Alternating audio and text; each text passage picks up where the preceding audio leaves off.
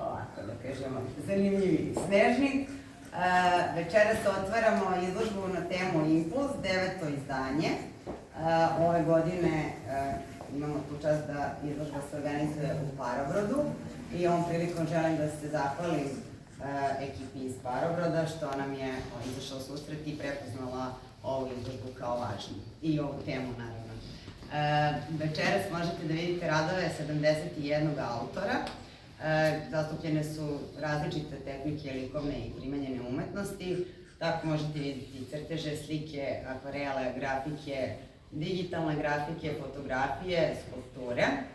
Nadam se nešto nisam propustila, ali u svakom slučaju možete pogledati radove i vidjet ćete kako je ko od umetnika odgovorio na temu.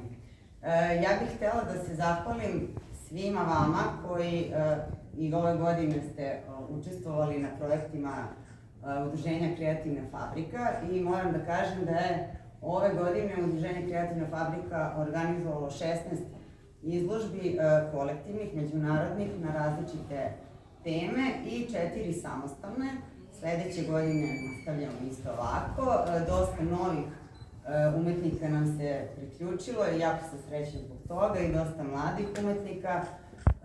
Nadam se da će priča još da se širi dalje i još jednom hvala vam što ste deo svi ove priče. Marina, bravo!